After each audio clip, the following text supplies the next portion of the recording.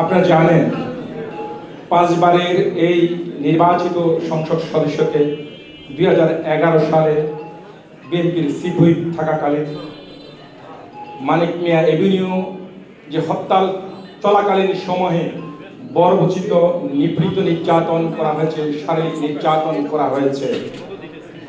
এটা শুধু মনে রাখলেই ওনার সংসদীয় আসনে এমন কোন ব্যক্তি দ্বিতীয়বার বিদ্রোহ করার সাহস দেখানোর কথা নয়।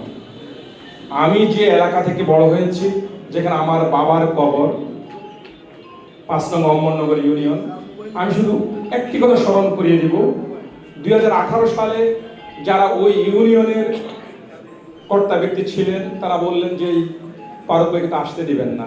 আমার যেহেতু ওখানে বাড়ি, বলে যে ফারুক ভাই আসবে, যদি আপনি প্রধান বক্তা থাকেন আমরা একটা অনুষ্ঠান করব। ফারুক ভাই নিশ্চয়ই মনে আছে। আমি বললাম আমার লিডার যাবে, আমাদের লিডার যাবে, কেন আমি যাব না? আমি ছাত্রদল ঢাকা দক্ষিণের ভাইস প্রেসিডেন্ট হওয়ার সংগ্রামে দীর্ঘদিন থাকি, আর সেন্ট্রালের পদ পাইনি আর কি, বা ভাইস প্রেসিডেন্ট দেওয়ার পরে নিয়ে নেই। স্বপ্ন ছিল দক্ষিণের প্রেসিডেন্ট হব, বয়সের কারণে নানা জটিলতা হতে পারেনি। আমরা তো বিভিন্ন গ্রুপ মেনটেন করি, বিশেষ করে আমি পিন্টু ভাইয়ের গ্রুপ মেনটেন করি, কিন্তু আমার জন্মস্থান ওখানে লিডার জনালউদ্দিন ফারুক সাহেব, কেন আমি যাব না? আমরা একটা অনুষ্ঠান করেছি 2018 সালে 30 মিনিট ওই যে বাজারে শান্তি একটা কথাই বলে যে ফারুক ভাই কথা বলে না, আমি কথা বললাম। পরের দিন একটা মামলা হলো 63 জনের, যেখানে আমার পরিবারের 3 জন আসামি। আমি এই কথাটা এই কারণে বললাম, সেই দিন যারা নিজেদের যোগ্যতায় আমার ইউনিয়নও একটি অনুষ্ঠান করার ক্ষমতা পায়নি, তারাই আজ আমার ইউনিয়নেও বিদ্রোহ করে ফারুক ভাইয়ের বিরুদ্ধে। এটা লজ্জাকর একটি পরিস্থিতি। সকল দ্বিধাদ্বন্দ্ব বলে নিপীড়ন নির্যাতনের বিরুদ্ধে মহাসংগ্রাম করা এই জাতীয় বীরের পক্ষে সোনামুড়ি আংশিক, অমরনগর, নাটেশ্বর এবং বারোগা ও শ্যামবাগপুর উপজেলার সকল মানুষকে নিয়ে এই মানুষকে আমরা পার্লামেন্টে পাঠাবো। এটা হওয়া উচিত আমাদের প্রতিজ্ঞা, এটা হওয়া উচিত আমাদের একটি সংগ্রাম। শুধু এইটুকু বলতে চাই, দ্বিজাতি তত্ত্বের ভিত্তিতে যখন পাকিস্তান গঠিত হয়েছিল, আমরা স্বপ্ন দেখেছি একটি স্বপ্নের সোনালী। সেদিন পাকিস্তানের মূল নেতৃবৃন্দ এই ভূখণ্ডের মানুষের কথা কেড়ে নিয়েছিল, মুখের ভাষা কেড়ে নিয়েছিল, তারও চরম আঘাত করেছিল জাতির উপর। সেদিন মুখে দাঁড়িয়েছিলেন যে কয়জন মানুষ, কেন্দ্রীয়ভাবে তাদের একজন এই জনালউদ্দিন ফারুক সাহেব। মুক্ত হয়েছে বাংলাদেশ, অনেক জনপ্রিয়তা নিয়ে ক্ষমতা এসেছিল দেশি বিদেশি নানা চক্রান্তে শেখ মুজিবুর রহমান সাহেব, বাট জনপ্রিয় সে মানুষ বাকশাল করেছিলেন, মানুষের মুখের ভাষা কেড়ে নিয়েছেন, গণতন্ত্রকে গলা টিপে হত্যা করেছেন, নিজের দল আওয়ামী লীগকে ব্যান করেছিলেন। সময় নিশ্চয়ই খেয়াল আছে 15 আগস্ট 1975। ইতিহাস তার যথেষ্ট প্রমাণে রেখেছে, জনপ্রিয়তা নিয়ে ক্ষমতায় বসে বিদায়কালে জানা যায় মানুষ পায়নি। আমাদের মনে রাখতে হবে 5 বারের পার্লামেন্টের আইন প্রণেতা এখানে বসে আছে, ভুল হলে ক্ষমা করবেন। একইভাবে তার মেয়ে ক্ষমতায় বসেছিল, 15.5 বছর মানুষের কথা বলার অধিকার কেড়ে নিয়েছে, ফ্যাসিস্ট শাসন কায়েম করেছে, রাম রাজত্ব প্রতিষ্ঠা করেছে বাংলার বুকে, 18 কোটি মানুষের কথা বলার অধিকার কেড়ে নিয়েছে। তিনি ভুলে গিয়েছেন তার বাবা যে আওয়ামী লীগকে ব্যান করেছেন, সে আওয়ামী লীগকে কিন্তু মালেক উকিলের হাতে তুলে দিয়েছেন। বহুদলীয় গণতন্ত্রের প্রবক্তা, বাংলাদেশের স্বাধীনতার ঘোষক, প্রথম রাষ্ট্রপতি জেনারেল জিয়াউর রহমান বহুদলীয় গণতন্ত্রকে প্রতিষ্ঠা করার মধ্য দিয়ে বাংলাদেশে আওয়ামী লীগ চালু হয়েছে। তিনি মানুষের ভোটের অধিকার কেড়ে নিয়েছেন, পাতের অধিকার কেড়ে নিয়েছেন, কথা বলার অধিকার কেড়ে নিয়েছেন। সমগ্র জাতি একত্রিত হয়েছে। সে সংগ্রামে জনালউদ্দিন ফারুক সাহেব 2011 সালে ডিসি হারুনের হাতে রক্তাক্ত হয়েছে। সেই দিন যদি জনালউদ্দিন ফারুক সাহেব মানিক মিয়া এভিনিউ রুখে না দাঁড়াতেন, হয়তো বাংলার ইতিহাস অন্যভাবে লেখা হতো।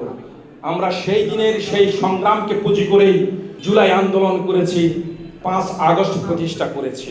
সোনামুড়ি আংশিক এবং সেনবাগের ভোটারদেরকে মনে রাখতে হবে, এই যে জুলাইয়ের আন্দোলন, এই যে নব বাংলাদেশ, এই যে ফ্যাসিস্ট মুক্ত বাংলাদেশ, এই যে স্বপ্নের বাংলাদেশ গড়ার জন্য সেই বাকশালের জনক শেখ মুজিবুর রহমান সাহেবের কন্যা অবৈধ প্রধানমন্ত্রী, সাবেক নিপীড়িত নির্যাতিত প্রধানমন্ত্রী ফ্যাসিস্ট শেখ হাসিনাও বিদায় নিয়েছে বাংলার মাটি থেকে। এমনভাবে বিদায় নিয়েছে সেটা লজ্জাকর পরিস্থিতি হয়েছে। আমার দেশনেত্রী, তিনবারের সাবেক প্রধানমন্ত্রী, বিএনপির চেয়ারপারসন বেগম খালেদা জিয়াকে স্মৃতিচারণ করার ক্ষমতা আমার নেই। আমি খুব অল্প সংখ্যক কিছু সময় ওনার সাথে ওনার সান্নিধ্যে যাওয়ার আমার সুযোগ হয়েছিল। গুটি কয়েকবার ওনার সামনে যাওয়ার আমার মনে হয় যে সম্ভবত 2বার ওনার সাথে কথা বলার মতো সৌভাগ্য আমার হয়েছিল। তো সেটা নিয়ে স্মৃতিচারণ করার মতো ক্ষমতা আমার নেই। আমাদের গণতন্ত্রের মা দেশ নেত্রী বেগম খালেদা জিয়া আমাদের জন্য অনেক কিছু রেখে গেছেন। উনি সব কিছু হারিয়েছেন, কিন্তু আমরা কিছু হারাই নাই। আমরা শহীদ রাষ্ট্রপতি জিয়াউর রহমানের আদর্শ নিয়ে আমরা বেঁচে থাকবো, এই আশা ব্যক্ত করে আমাদের সেনবাগ দানের শীষকে আমরা জয়যুক্ত করব। যিনি আমাদের প্রয়াত নেত্রী, যিনি একসময় গৃহিণী থেকে এই বাংলাদেশের মানুষের অধিকার আন্দোলনে ঝাঁপিয়ে পড়েছিলেন, যিনি এই আন্দোলন করতে গিয়ে নিজের স্নেহের ছোট সন্তানকে এদেশের মাটিতে আজকে 200 যে হাসিনা হত্যা করেছিল, যিনি তার বড় সন্তানকে কারাবরণ করে 17 বছর বিদেশের মাটিতে বসবাস করতে হয়েছে, যিনি নিজে কারাবরণ করেছেন এদেশে, তিনি বলেছেন বিদেশে আমাদের কোনো প্রভু নেই, আছে আমাদের বন্ধু। আমার স্থান বাংলাদেশে, আমার স্থান বিদেশে হবে না। আমি এদেশের মানুষ, এদেশের মানুষের পাশে থাকতে চাই। আজকে আমার নেতা বক্তব্য দিবেন, যিনি আমার নেতা, যিনি আমার স্থানের দায়িত্ব নিয়েছেন। আজকে আমাদের সেনবাগ সুরাইপুরি আসনের জন্য বিএনপি যাকে মনোনয়ন দিয়েছে, আপনারা জানেন আমরা এমন একটি দলের রাজনীতি করি। আমাদের নেতা শহীদ রাষ্ট্রপতি জিয়াউর রহমান, যিনি সংসদে প্রথম ঢুকে বলেছেন এই সংসদে বিসমিল্লাহির রহমানির রহিম প্রথমে স্থান পেতে হবে, সাথে সাথে তিনি সংবিধানে প্রথম বিসমিল্লাহির রহমানির রহিম লেখেন। তারপরে সংসদে দাঁড়িয়ে বলেন আজকে সংসদে স্থাপন করতে হবে আল্লাহর উপর আস্থা ও বিশ্বাস পূর্ণ স্থাপন করতে হবে। আমরা সেই নেতার দল করি যিনি জনগণের কাতারে দাঁড়িয়ে ইসলামের জন্য কাজ করেছেন।